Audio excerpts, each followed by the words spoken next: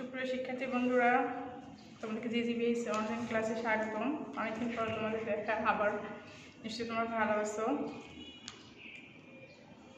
আমরা গত জানুয়ারি মাসে তোমাদের প্রথম অধ্যায়ে ক্লাস নিয়েছিলাম। সেই ধারাবাহিকতায় আজকে আমি প্রথম অধ্যায় না, প্রথম অধ্যায়টা মোটামুটি তোমাদের যদি আমি শেষ করে দিয়েছিলাম। ক্লাস 7-এর বিজ্ঞান, 7-এর শিক্ষার্থী বন্ধুরা, তোমরা তোমাদের বিজ্ঞান বইটা তোমাদের কাছে নিতে পারো। দেখো, তোমাদের দ্বিতীয় অধ্যায়ে পার্ট 1-2 নিয়ে আজকে আমি আলোচনা করব। তোমরা সবাই শ্বাস গ্রহণ করো না? আমরা কি নেই? অক্সিজেন। বাতাস থেকে অক্সিজেন। অক্সিজেন কোথা থেকে আসে? সাধারণত আমরা সবাই জানি এটা কোথা থেকে আসে, গাছ থেকে।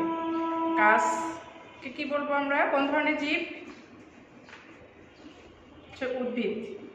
উদ্ভিদে আমরা জানি, তোমরা এর আগে ক্লাস 6-এ কোষ সম্পর্কে একটু ধারণা ছিল। কোষ বলতে কি বুঝছো তোমরা? কোষ কাকে বলে?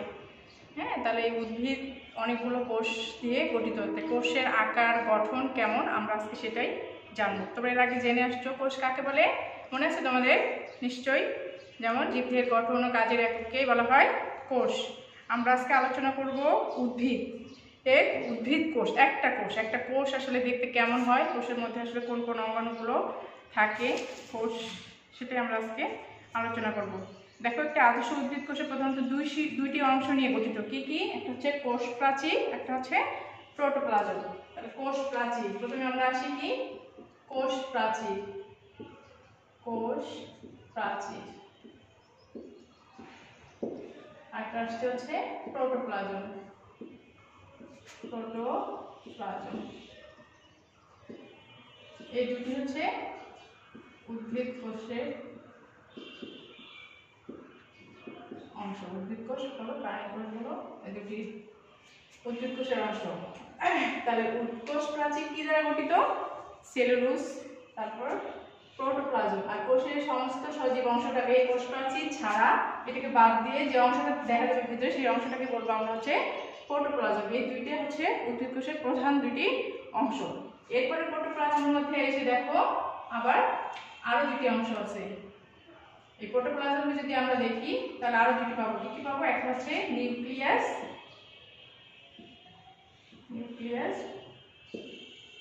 আরেকটা পাবো হচ্ছে আমরা সাইটোপ্লাজম।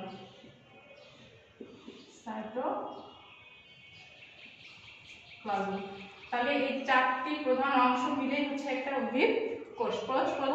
উদ্ভিদ কোষের প্রধান অংশ দুইটি। কি কি? কোষ প্রাচীর, একটা হচ্ছে প্রোটোপ্লাজম। তাহলে কোষ প্রাচীর বাইরের শক্ত যে আবরণীটা, সেটাকে বলবো আমরা কোষ প্রাচীর।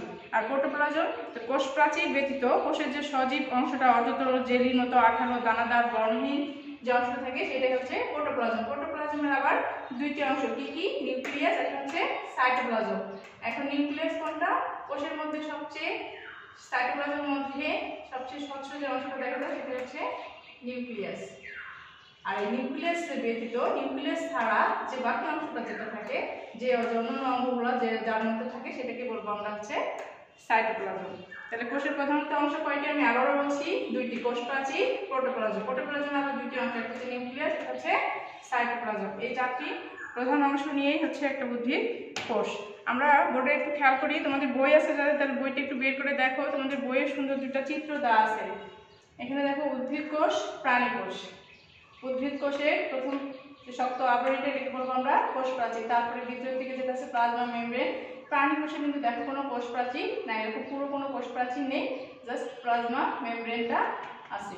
এরপরে দেখো মাথার দিকে একটু ভাঁজ আছে, যেটাকে বলা হচ্ছে মাইক্রোভিলি। এরপরে উদ্ভিদ কোষের প্রধান বৈশিষ্ট্য, এর মধ্যে দেখো বড় একটা কোষ গহ্বর দেখা যাচ্ছে, যেটা প্রাণী কোষে নেই। নিউক্লিয়াস, এটাতেও আছে এন্ডোপ্লাজমিক জালিকা, এটা এন্ডোপ্লাজমিক জালিকা। তারপরে কিন্তু দুইটা কোষেই আছে কি? মাইটোকন্ড্রিয়া। এরপরে দেখো উদ্ভিদ কোষে আরেকটি আলাদা বৈশিষ্ট্য, যেটা হচ্ছে প্লাস্টিড, যেটা প্রাণী কোষে নেই। আর উদ্ভিদ কোষে যে কোষটা বড় দেখলাম, প্রাণী কোষে কোষ গহ্বর আছে, কিন্তু এটা কি? ছোট। এটা একটু বড়, এটা হচ্ছে ছোট। অনেক সময় থাকে না, যদিও থাকে আকারে ছোট হয়। প্রাণী কোষে দেখো লাইসোজোম বিদ্যমান। তারপরে আরেকটা কি আছে? সেন্ট্রিওল, যেটা উদ্ভিদ কোষের মধ্যে নেই। তা আমরা উদ্ভিদ কোষ, প্রাণী কোষে এই বৈশিষ্ট্যগুলো দেখে এর মধ্যে আমরা পার্থক্য করে ফেলতে পারি। কিন্তু তোমরা খাতা কলম নিয়ে অথবা বইয়ে যে চিত্রটা আছে এই দুটো চিত্র দেখে তোমরা রেডি হয়ে যাও। দেখো পার্থক্যগুলো আমরা খুব সহজেই আলাদা করে ফেলতে পারবো। তাহলে উদ্ভিদ কোষ প্রাণী কোষের মধ্যে আমরা পার্থক্য দেখি করে আসে। আমরা লিখি উদ্ভিদ কোষ,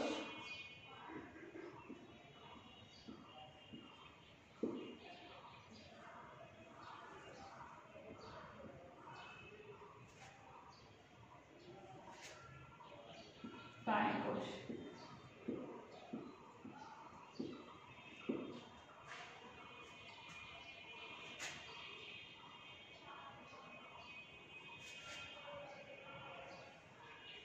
আমাদের একটা পার্থক্য যদি একটা পয়েন্ট লিখি, প্রথমে আমরা কি লিখবো? দেখো কোষ প্রাচীর উদ্ভিদ কোষে পুরো একটা দৃঢ় কোষ প্রাচীর বিদ্যমান, যেটা প্রাণী কোষে নেই। তাহলে আমরা কি লিখবো? কোষ প্রাচীর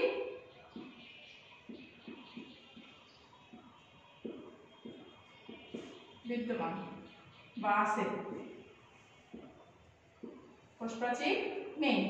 কোষ প্রাচীর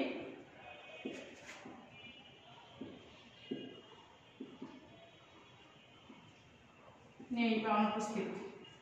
2 নম্বরে দেখো, 2 নম্বর পার্থক্য আমরা কি লিখতে পারি? যে এখানে কোষ গহ্বর, বড় একটা কোষ গহ্বর দেখা যাচ্ছে, কিন্তু প্রাণী কোষে কোনো কোষ গহ্বর নেই। তাহলে আমরা কি লিখবো? কোষ গহ্বর উপস্থিত, কোষ গহ্বর আছে, কোষ গহ্বর আছে। প্রাণী কোষে লিখবো আমরা কোষ গহ্বর থাকে না, থাকলে আকারে ছোট। কোষ গহ্বর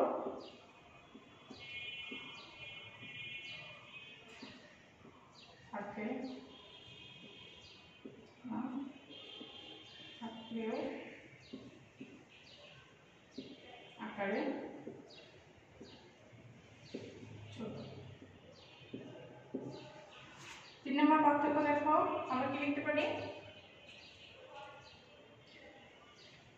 প্লাস্টিক।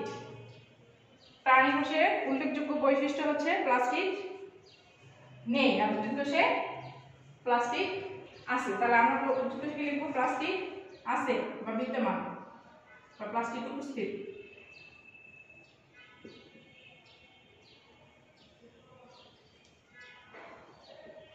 প্রাণী কোষে প্লাস্টিক নেই।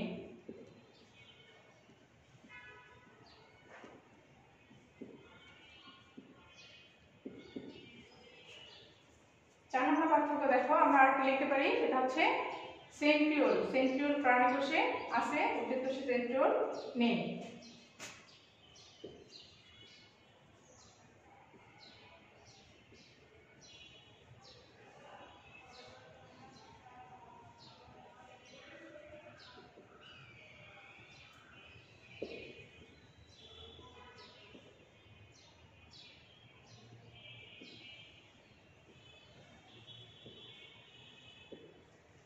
আমরা চিত্র দেখে দেখে বই পড়ে এরকম আরো 2-4টা পার্থক্য আমরা লিখতে পারবো। আমি তোমাদের এখানে 4টে লিখে দেখালাম যে প্রধান প্রধান পার্থক্য। তাহলে উদ্ভিদ কোষে কোষ প্রাচীর বিদ্যমান, দেখো কোষ প্রাচীর দেখা যাচ্ছে। প্রাণী কোষে প্লাজমা মেমব্রেন, কোষ প্রাচীরের বদলে আছে কি? প্লাজমা মেমব্রেন, যেটা উভয় কোষে আবার আছে। এরপরে আছে দেখো মাইক্রোভিলিয়া, আমরা এটাও লিখতে পারি যে প্রাণী কোষে মাইক্রোভিলিয়া আছে কিন্তু উদ্ভিদ কোষে নেই। আচ্ছা, এরপরে দেখো কোষ গহ্বর। কোষ গহ্বর আছে লিখছি আমরা, কোষ গহ্বর থাকে না, থাকলে আকারে অনেক ছোট। প্লাস্টিক, তোমরা সবাই জানো উদ্ভিদ কি করে? খাদ্য তৈরি করতে পারে প্লাস্টিকের মাধ্যমে, ক্লোরোফিল করে খাদ্য তৈরি করে, যেটা উদ্ভিদ কোষের একটা প্রধান বৈশিষ্ট্য। তাহলে প্লাস্টিক আছে, এটাতে প্লাস্টিক নেই। এরপরে 4 নম্বরে দেখো সেন্ট্রিওল নেই উদ্ভিদ কোষে এবং প্রাণী কোষে সেন্ট্রিওল আছে। এভাবে আমরা আরো অনেক পার্থক্য লিখতে পারি। তোমরা বাসায় চেষ্টা করলে আরো অনেক পার্থক্য লিখতে পারবে। আজকে এ পর্যন্তই। আচ্ছা, আমরা দেখি কতটুকু শিখলাম। কোষ প্রাচীর তাহলে কি দ্বারা গঠিত? মনে আছে আমি বলছিলাম সেলুলোজ, এটা মনে রাখবে। প্রোটোপ্লাজম কি? কোষে কোষ প্রাচীর ব্যতীত কোষে সমস্ত সজীব অংশটাকে বলবো আমরা প্রোটোপ্লাজম। ঠিক আছে, তোমরা ভালো থাকো, দেখা হবে আবার পরের ক্লাসে। আর তোমাদের বাড়ির কাজ, আমি একটা ছোট্ট বাড়ির কাজ দিচ্ছি, সেটা হচ্ছে তোমরা এই উদ্ভিদ কোষ এবং প্রাণী কোষের সচিত্র একটা চিত্র আঁকাবে, চিহ্নিত চিত্র আর কি। যেটা দেখে তোমাদের বৈশিষ্ট্যগুলো খুব মনে রাখতে সহজ হবে এবং মনে থাকবে, যাতে পার্থক্যগুলো তোমরা ভুলে না যাও। এটাই হচ্ছে তোমাদের বাড়ি কাজ, তোমরা লিখে নিতে পারো।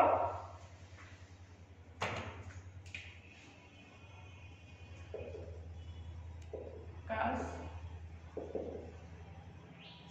উদ্ভিদ কোষ,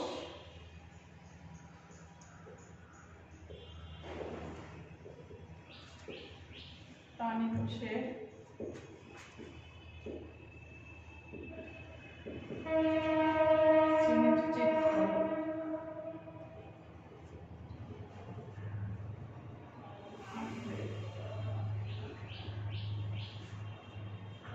ঠিক আছে, ভালো থেকো সবাই, আল্লাহ হাফেজ।